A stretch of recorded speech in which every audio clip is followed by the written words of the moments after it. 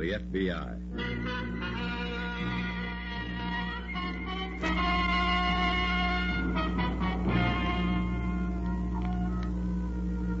Starring Dana Andrews in an exciting tale of danger and espionage. I Was a Communist for the FBI.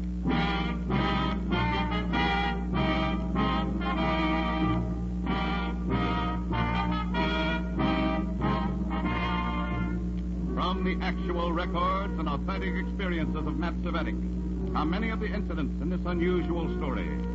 Here is our star, Dana Andrews, as Matt Cvetic, who for 9 fantastic years lived as a communist for the FBI. For 9 years, I disowned myself. I tried to forget what I'd been and what I stood for. I wasn't my own man, but 2 men, facing in opposite directions. But I was a living contradiction for 2 masters, against 2 masters. Traitor, patriot, communist, FBI. An angel sat on one shoulder and Satan on the other for 9 long, fantastic years when I was a communist for the FBI.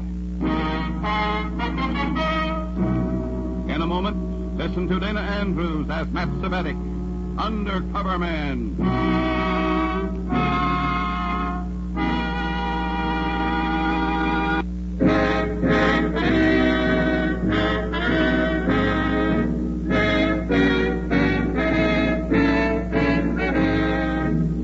Now, here is Dana Andrews as Matt Cvetic, Undercover Man. This story from the confidential file is marked The Sleeper.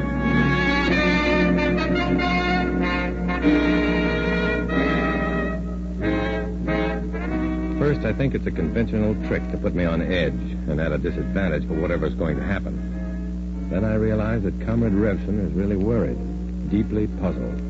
He stands looking out the window, holding that official-looking paper in his hand. He's worried about it, but I see he's also memorizing it. Then he turns to me and discovers me slowly, as though I hadn't been there when the letter was handed to him by a drop messenger. Betty, Comrade Revson? I have an assignment for you. From the highest source. The Kremlin in person?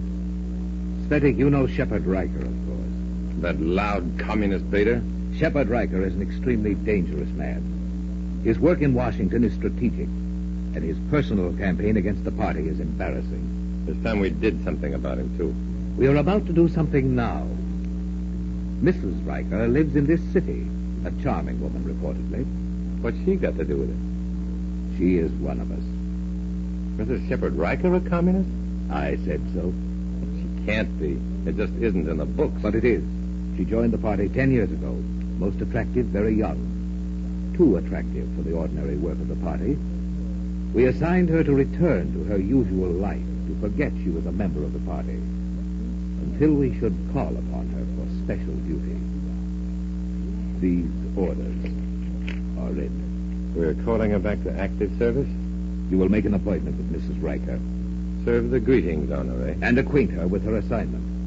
She is to use her influence with her husband to make him cease entirely his attacks on the Communist Party. Suppose she'd rather forget she was a communist entirely. Remind her. But suppose she says no to proposition Shepard Riker. We will entertain no alternatives. And that's all I have to do. Get Mrs. Riker to make her husband lay off the party. Correct. Any suggestion? Only one. Succeed.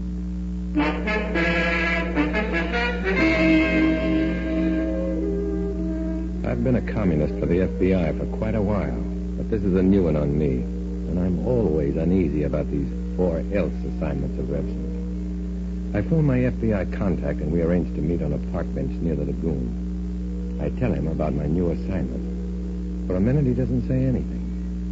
I feel a chill, colder than the bluish November twilight. Then I see him getting ready to talk. Matt, you may be in for a bad time with Mrs. Riker. That's how I figure it, but Revson is blithe about it. Mrs. Shepard Riker represents one of the less-known devices of the party. She's what the Red Tacticians call a sleeper. Sleepers in the party are supposed to make themselves scarce with the party, go into normal life, act as if they'd never joined the party. Get lost. In short. But they're still in the party. Indeed they are. And subject to call when the party has just the right assignment for them. Charmian Riker's number happens to be up. You have a tough assignment, Matt. Tough moral problem involved. How? Well, look. If you succeed, you'll have brought Charmian Riker back into active party duty. And you'll have knocked a strong anti-communist out of action for the Reds. Mm-hmm. I don't envy you. There might be some unpleasant realities for you both to face when the sleeper wakes.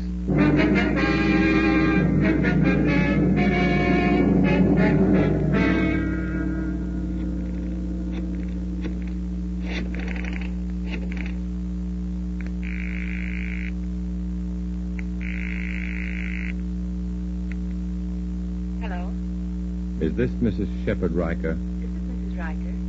May I speak to Mr. Riker, please? This is Mr. Matthews. I'm sorry, Mr. Riker's in Washington. I can tell you where he may be reached if it's urgent. It's very urgent, but I'd like to discuss it with you first. Why? What is it? I can't talk over the phone. Well, I don't. What did you say your name was? I said it was Matthews. Does that mean it isn't Matthews, perhaps? Perhaps. Sounds rather mysterious and conspiratorial, and I don't have much taste for conspiracy, Mr. Matthews. Then your tastes have changed in the past 10 years. Just what do you mean by that? I mean you ought to make a sincere effort to hear what I've got to say. I suggest dinner at any place you suggest. Could you make it earlier than dinner? Better yet, 5 o'clock. At my apartment? just as you say. Make it 4:30, would you? It gets so dark so early these days. I understand, Mrs. Riker. Goodbye. Goodbye.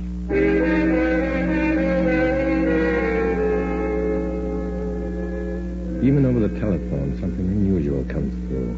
Peculiar plaintive quality, dignified by an inflection that seems outdated. A lady, quote unquote, straight out of one of the better Lavender novels of 50 years ago. And then... But beneath the Puritanism, something that might be warmly demonstrative. I take the self-serve elevator to the 9th floor, press the doorbell in the plushy corridor.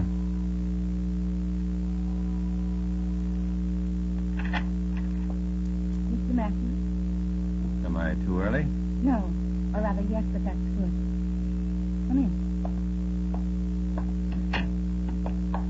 Do sit down, Mr. Matthews. Thank you. May I get you some refreshments? If you don't mind, Mrs. Riker, I came early to leave early. I'd like to come to the point right away. Yes. My business is only indirectly with your husband. What is it, please? Your husband is a powerful man in Washington, and still going up. He's pretty outspoken in his criticism of the Communist Party. He feels very strongly about it. We want him to cut it out. Let me understand you. We want your husband to stop attacking the party. Who precisely wants him to stop? We do. You and I. Who are you? Comrade Matthew Svedik. Comrade Charlie. Go back to your superiors. Tell them that 10 years ago I was an impressionable girl. I joined the party blindly. Tell them I'm 10 years older now, without any girlish illusions about the revolution and the dictatorship of the proletariat.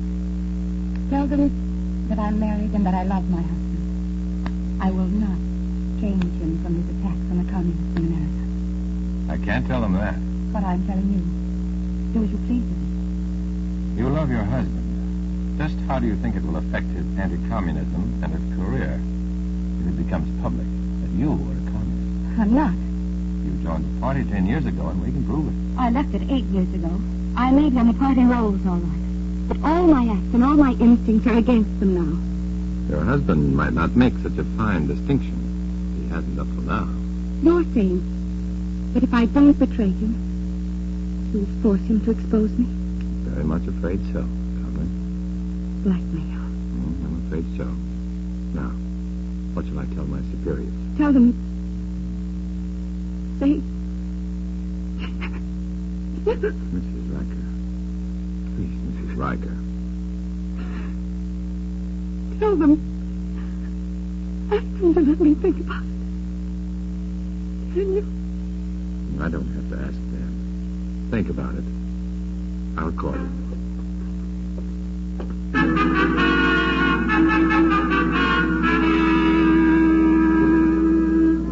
I see Charmian Riker twice in the next few days. No decision. But I don't push. First, you can't push people like her without breaking something. And second, I'm a little fascinated by Charmian. The more I like her, the less I like my job. And pretty soon, I hate my job. Revson is getting impatient, afraid that Moscow will start pushing him for a decision from Charmian. I have dinner with her again in a off-the-trail place. Her idea again. I hate it. The job sickens and shames me and tortures a woman I like and respect. I know you're getting pretty tired of me by now. Anybody else wouldn't have been as kind, I'm sure. Kind. You're the tolerant one. I don't have a choice, do I? I suppose not. I'd like to remain kind, but my chief is pressing for a decision from you. I can't. Sooner or later, it'll be the same. You can't win. Call it crocodile tears. Say we'll sacrifice anybody for our end. I guess we will. But I'm sorry, Mrs. Riker.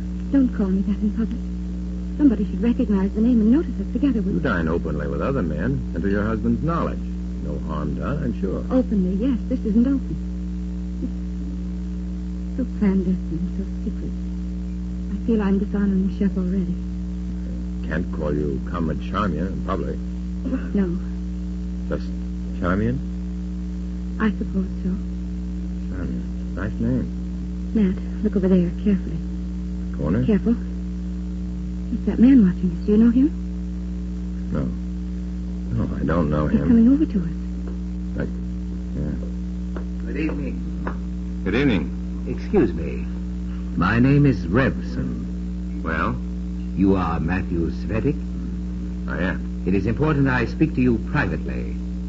Oh, will you excuse me, Charmian? Of course.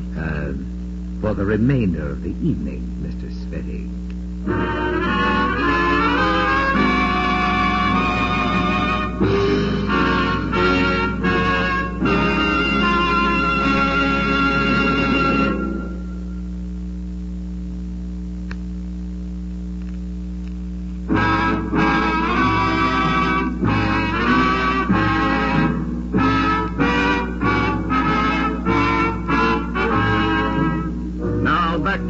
Andrews, starring as Matt Cvetic in I Was a Communist for the FBI, and the second act of our story.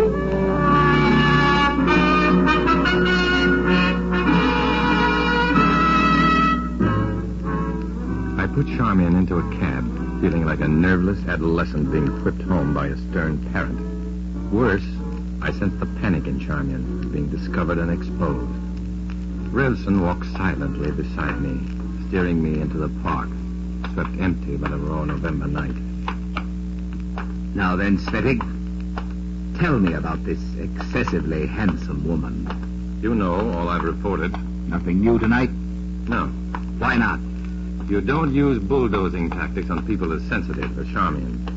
Charmian. How friendly. Now listen, Revson. Comrade Svetic, do not force me to speculate which side you are really on. Keep us secure and safe in the knowledge that you are a trustworthy party member. I'm prepared to stand on my record, Comrade Revson. Your record is good, but it does not include such majestic beauties as Charmian. Nevertheless... Then give me results. I'm making progress. Results, Svetic, not reports of progress. I want the woman's decision by Wednesday. One way or the other? Either way. If she demurs, we blackmail her. We compel her anti-communist husband to explain his communist wife. With such cards, it is impossible to lose, Svetic. See that you do not. Good night.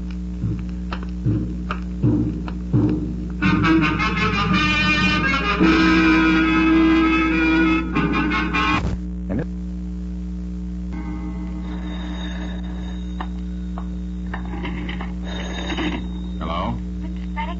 Is Mr. Svetic there yet? Charmian. Oh, I've been trying all day to reach you. They keep on saying it's a drugstore.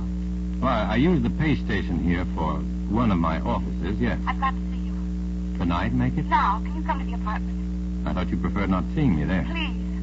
Coming right over.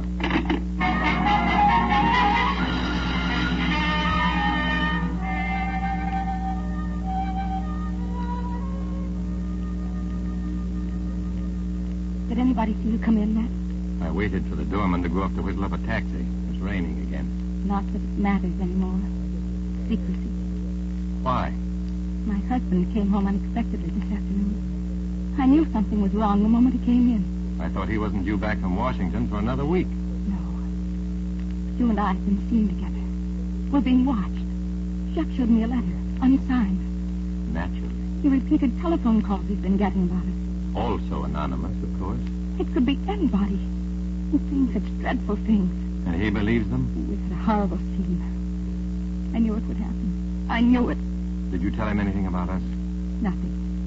That's what's so impossible about it. I can't tell him anything. Shall I tell him you and I are working to betray him? I'm sorry, Charmian, but there's nothing I can do. You're sorry. There's nothing to be done. You can do something. You've got to do something. You've got to talk to him. It's useless. We'll see. Now, go to that phone. You can force me to the telephone with that gun, Charmian, but you can't make the right words come when there aren't any. Call Shep. Dial Canby 2211. Tell him to meet you here. I'll tell him I'm one of his hated Reds, and that I've been talking to you to get you to make him stop red baiting. That sound good? Yes. When he hears that a week of persuasion and threats haven't moved me, he'll have to believe in me. And then I explained that you were the party's logical instrument because you're his wife and a communist, vulnerable to threats. Shall I call? No. You see? Want me to take care of that gun? No. Don't worry. But I do worry. And not for myself. My suicide wouldn't help, Shep. There's no way out. Does that mean you're ready to cooperate? You were to see me tonight. Let me think about it until then. Deadline at 8? 8 o'clock. I'll give you my answer. At 7:45, I'm walking toward Charmian's apartment. A car pulls to the curb and signals me discreetly. The FBI. I get into the car and we bolt away from there and then settle down to a good conversational speed. And I get a jolt that sets my brain whirling. Matt, I've checked through all the available facts about the people concerned in this case. Well, have fun. I'm not. This is something that might shake you. I'm used to it. Shepard Riker, our important Washington figure and vigorous, hard-hitting anti-communist, is a communist. Hmm? Oh, no. Watch it, will you? I'm driving. Shepard Riker, a Red? Very active and loyal one. Riker's party efforts are reaching an advanced stage where his wife will have to know his true color and help in his communist activities. Now do you get it? Now, yeah. The party wants to see how loyal Charmian is to them. You got it. They figure if she'd betray her husband, who she thinks is an anti-communist, she'd be a safe bet for full party responsibility. It's another test, Matt, a big important one. She can't win. If she disobeys her present orders, she'll be tagged unreliable. Riker will drop her cold. Or she'll play along with the party and find out her idol is a communist. She can't win. That's rough. Well, there's your target for tonight, Matt. Charmian. Hmm? Odd name, till you get used to it. Then you like it. Good luck, Matt.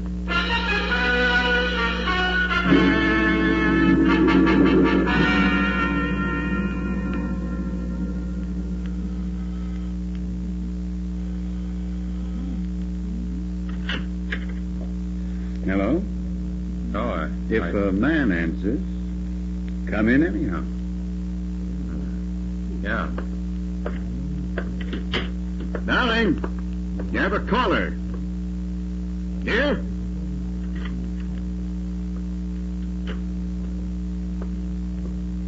I don't believe I've met the gentleman, darling. Betty. My husband. I won't say how do you do, since by all appearances and intelligences you've been doing very well. Stop it, Shep. You've said enough. Matt will tell you that I haven't been deceiving you. Matt will. Now, who is Matt? This is Mr. Slettig, isn't it? A man can lose a lot of good wives that way, Riker. What way, Svetty? We may be thinking of different ways. Look, Riker, give up. You're making a second-class heel out of yourself in front of a wife who's up to her ears in love with you. Heaven knows why.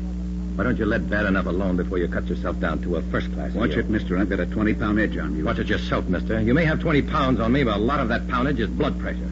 You're getting red in the face, son. And it's bad when it shows on you, especially in Washington, D.C. The instant I say it, I know that my anger and my feeling for Charmian and my subconscious has played a nasty trick on me. I'm not supposed to know Riker's a red, but I've said something like it, even as a sort of angry gag. How did you know, Svetty? I'm in an awful spot. How did I know Shep is a red? The FBI. I can't match that fishy stare of his. My eyes glance over toward Charmian. Maybe I understand. Charmian? How did you know? I don't know what you mean. Don't lie to me. Shep, be careful what you say. Answer me! Oh! Oh, you stupid rotten... No, Matt. This is between Shep and me. You tell me. How did you